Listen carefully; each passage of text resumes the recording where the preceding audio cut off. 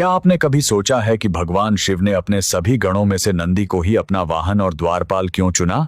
यह कहानी उसी अद्भुत बालक की है। एक ऐसा बालक जो मां के गर्भ से नहीं बल्कि धरती के गर्भ से जन्मा था। लेकिन इस बालक के जन्म की कथा भी कोई साधारण नहीं थी। इसके पिता महान शिलाद मुनि सांसारिक मोह माया से दूर थे, लेकिन उन्हें एक ऐसे पुत्र की लालसा थी जो बिना माता के गर्भ से जन्मा और मौत को जीतने वाला हो। इस असंभव सी इच्छा को पूरी करने के लिए शिलाद मुनि ने भगवान शिव की घोर तपस्या की। महादेव ने प्रसन्न होकर उन्हें मनचाहा वरदान दिया। इस वरदान के कुछ समय बाद जब शिलाद मुनि एक यज्ञ के आयोजन के लिए खेत जोत रहे थे, तभी हल का सिरा किसी चीज से टकराया। उन्होंने देखा कि धरती के भीतर से एक बेहद तेजस्वी और दिव्य बालक प्रकट हुआ है। मुनि ने उस शिव आशीर्वाद रूपी बालक को खुशी खुशी गले से लगा लिया और उसका नाम रखा नंदी।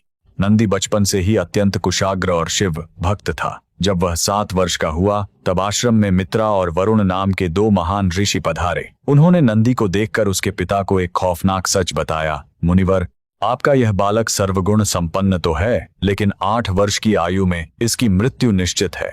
यह भयानक सच सुनते ही पिता के पैरों तले जमीन खिसक गई और वे फूट फूट कर विलाप करने लगे।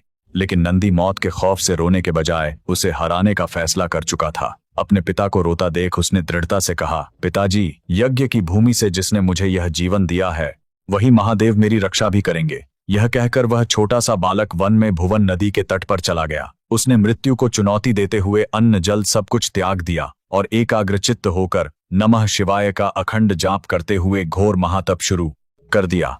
नंदी की वह तपस्या इतनी कठोर थी कि उसकी भक्ति के तेज से ब्रह्मांड गूंज उठा। अपने भक्त की इस अद्भुत निष्ठा से विवश होकर साक्षात भगवान शिव वहां प्रकट हुए। महादेव ने जब नंदी को दर्शन देकर मनचाहा वरदान मांगने को कहा, तो उस बालक ने अपने प्राणों की भीख नहीं मांगी। उसने हाथ जोड़कर केवल इतना कहा, प्रभु, मुझे बस आजीवन आपके चरणों में रहकर आपकी सेवा करनी है। नंदी का यह निस्वार्थ प्रेम देखकर महादेव भाव विभोर हो गए। उन्होंने नंदी को मृत्यु के जाल से मुक्त कर अजर अमर कर दिया। उसी क्षण भगवान शिव ने नंदी को एक दिव्य बेल का रूप प्रदान किया और हमेशा के लिए अपना सर्वोपरि वाहन, कैलाश का द्वारपाल तथा अपने गणों का अधिपति यानी नंदीश्वर बना लिया।